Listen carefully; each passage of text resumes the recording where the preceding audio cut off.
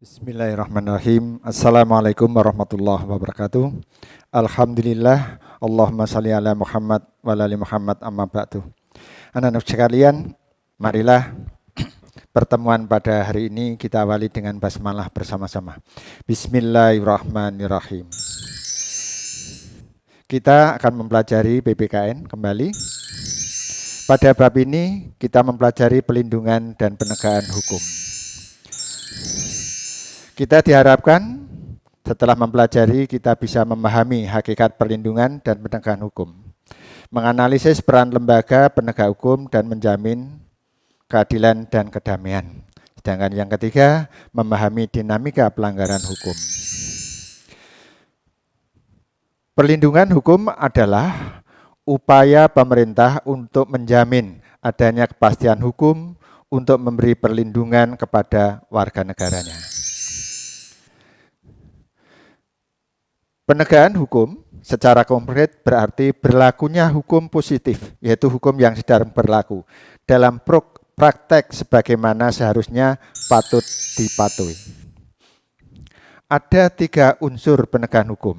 Yang pertama adalah kepastian hukum, yang kedua kemanfaatan hukum, sedangkan yang ketiga adalah keadilan hukum. Faktor yang mempengaruhi penegakan hukum. Yang pertama, faktor hukum.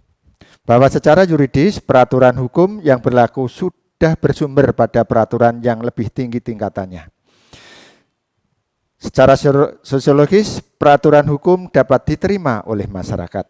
Sedangkan secara filosofis, peraturan hukum tersebut sesuai dengan cita-cita hukum sebagai nilai positif yang tertinggi. Faktor yang kedua adalah faktor penegak hukum, yaitu polisi, jaksa, hakim, advokat. Yang ketiga adalah sarana penegakan hukum. Keempat, faktor masyarakat, yaitu kesadaran masyarakat akan hukum.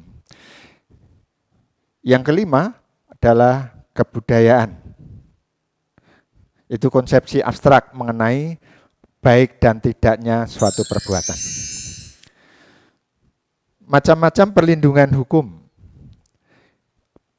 Ada 2 macam, yaitu preventif. Perlindungan hukum yang bersifat pencegahan. Sedangkan represif, perlindungan hukum untuk menyelesaikan sengketa. Macam-macam penegakan hukum. Dalam arti luas, penegakan hukum melibatkan semua objek hukum dalam setiap hubungan hukum. Kemudian dalam arti sempit, upaya aparatur penegak hukum tertentu. Dilihat dari objeknya, secara luas penegakan hukum itu mencakup nilai keadilan formal dan material, sedangkan secara sempit hanya mencakup nilai keadilan formal.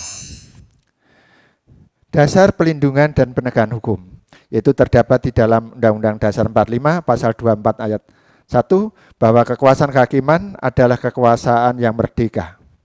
Merdeka tidak terpengaruh kekuasaan lain. Untuk menyelenggarakan peradilan guna menegakkan hukum dan keadilan. Pasal 27 ayat 1 bahwa setiap warga negara bersamaan kedudukannya di dalam hukum. Pentingnya perlindungan hukum. Yang pertama, tegaknya supremasi hukum. Bahwa hukum harus dijunjung tinggi oleh siapapun. Kemudian tegaknya keadilan. Ketiga, mewujudkan perdamaian dalam kehidupan masyarakat. Kita masuk ke perihal keadilan. Keadilan itu bisa diartikan keseimbangan antara hak dan kewajiban. Keadilan itu bermacam-macam. Kalau Plato berpendapat keadilan itu ada 2, keadilan moral, keadilan berdasarkan pertimbangan moral. Yang kedua adalah keadilan prosedural, keadilan berdasarkan aturan hukum yang berlaku. Sedangkan Aristoteles mengatakan keadilan itu ada keadilan kumulatif, keadilan berdasarkan persamaan, kemudian keadilan distributif, keadilan berdasarkan prestasi atau jasa yang dilakukan, kemudian keadilan kodrat alam, bahwa Allah telah menentukan hukum alamnya untuk menentukan keadilan. Kemudian keadilan konvensional, yaitu keadilan yang ditentukan oleh penguasa. Sedangkan Notonegoro menyebutkan ada keadilan komutatif, distributif, kodrat alam, konvensional, dan legalitas. Keadilan legalitas adalah keadilan berdasarkan hukum yang berlaku. Jaminan keadilan di Indonesia itu secara ideal tercantum di dalam Pancasila di sila kedua dan keempat. Sedangkan di dalam Undang-Undang Dasar 45 sebagai landasan konstitusional terdapat di dalam pembukaan alinea 1, 2, dan 4.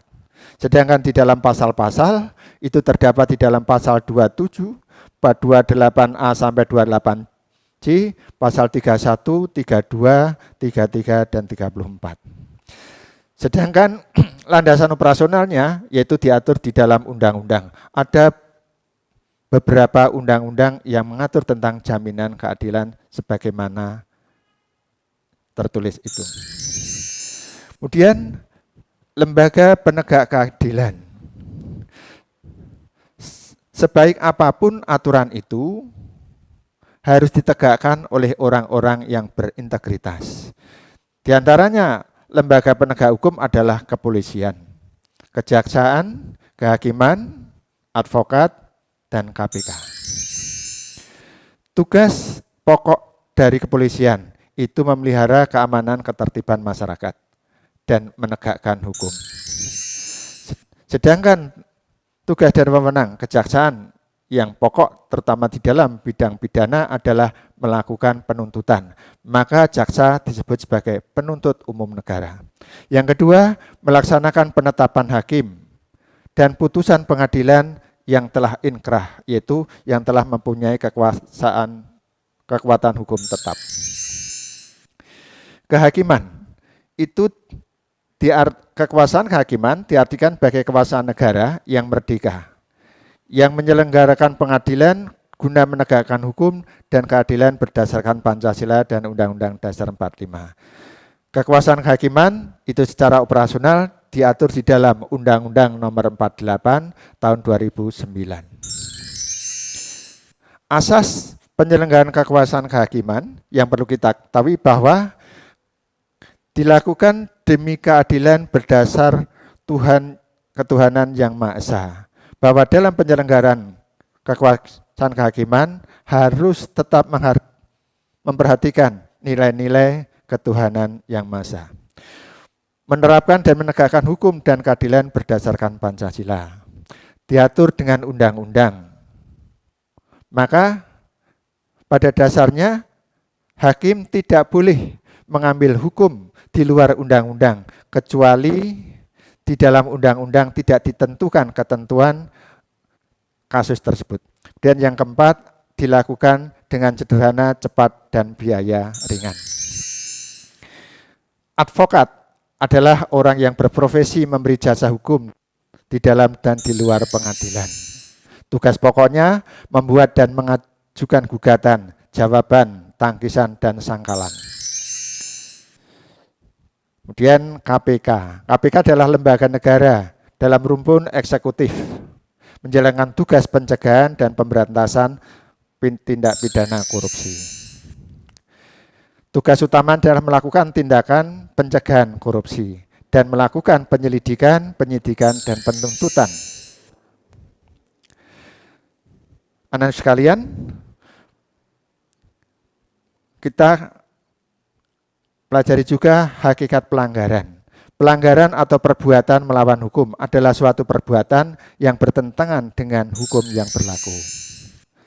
Sedangkan sanksi hukumnya, kalau siapapun melakukan tindak pidana, maka bisa dipidana mati, dipidana penjara, dipidana kurungan, denda, atau bisa juga dia dikenakan tambahan, yaitu pencabutan hak, perampasan barang, dan pengumuman putusan pengadilan.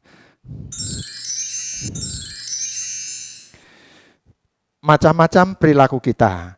Kita itu pada dasarnya dibagi dua, orang yang taat hukum dan orang yang melawan hukum. Kalau segala perbuatan kita sesuai dengan ketentuan hukum yang berlaku, maka kita dianggap orang yang taat hukum. Begitu sebaliknya, kalau segala tindakan kita berlawanan, tidak sesuai dengan ketentuan hukum, maka kita termasuk orang yang berperilaku melawan hukum. Demikian anak-anak sekalian, pembahasan kita pada hari ini. Mudah-mudahan bisa menambah ilmu kita dan bermanfaat dalam kehidupan sehari-hari. Terima kasih atas segala perhatian. Assalamualaikum warahmatullahi wabarakatuh.